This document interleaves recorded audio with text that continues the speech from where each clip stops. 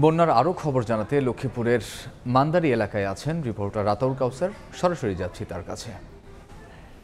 নোয়াখালী লক্ষ্মীপুর জেলার মূল সড়ক যেটি, সেই সড়কের পাশেই মান্দারি ইউনিয়নের উত্তর দুর্গাপুর গ্রামে এই মুহূর্তে আমরা আছি এবং এখানে দেখছেন যে কি পরিমাণ পানি উঠেছে। স্বাভাবিক অন্যান্য জায়গার মতোই এখানে প্রচুর পানি আমরা দেখতে পাচ্ছি এবং এখানে বেশ কিছু ঘর আছে যে ঘরগুলা পানিতে ডুবে আছে। তারপরও বাধ্য হয়ে মানুষ থাকছেন, কেউ কেউ এখনো এই ঘরে, আর কেউ কেউ একেবারে বাধ্য হয়ে চলেই যেতে হয়েছে তাদেরকে আশ্রয় কেন্দ্রের উদ্দেশ্যে। তবে যারাও আছেন তারা সবচেয়ে বেশি যে সমস্যাটি অনুভব করছেন সেটি হচ্ছে খাওয়ার অভাব। অন্যান্য বন্যা দুর্গত এলাকার মতো এখানেও রান্না বান্নার যেহেতু সুযোগ নেই, তারা খাইতে পারছেন না। ছোট ছোট বাচ্চারা আছে, দেখতেও পাচ্ছেন আমার সামনে কিছু বাচ্চা দেখা যাচ্ছে।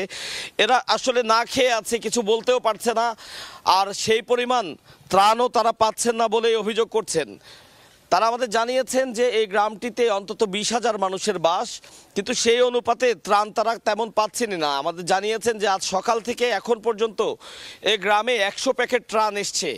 20,000 মানুষের গ্রামে 100 প্যাকেট ত্রাণ, তো যা নিতান্তই অপ্রতুল। এবং মানে এটা আসলে অপ্রতুল বললেও হয় না, এটা শূন্যের কোঠায় বলা যায়। কিন্তু এই প্রায় সবাই অত্যন্ত দুর্গত অবস্থায় আছেন এবং সকলেরই সুপেয় পানি, শুকনা খাবার এবং একই সাথে ওষুধপত্রের প্রচণ্ড প্রয়োজন হয়েছে। তারা মানে বেঁচে থাকার জন্য যে লড়াইটুকু করছেন, সেই লড়াইয়ে এই মুহূর্তে অন্যতম যে জিনিসটি দরকার সেটা হচ্ছে তাদের খাদ্য, সুপেয় পানি এবং ওষুধ। তো এটি শুধুমাত্র যে নোয়াখালী বা লক্ষ্মীপুরের উত্তর দুর্গাপুরের বিষয় তা কিন্তু না। যা যা জায়গায় যে জায়গায় বন্যা দুর্গত অবস্থায় আছেন মানুষ, প্রায় প্রত্যেকের অবস্থা একই।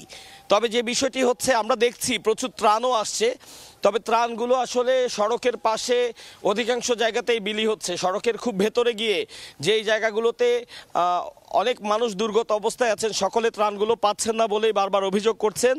আর এক্ষেত্রে আমরা কিন্তু দেখেছি সকলেরই সদিচ্ছা রয়েছে ত্রাণ সকলের কাছে পৌঁছানোর, কিন্তু রাস্তায় পানি জমে যাওয়ার কারণে অনেকে যেতে পারছে না।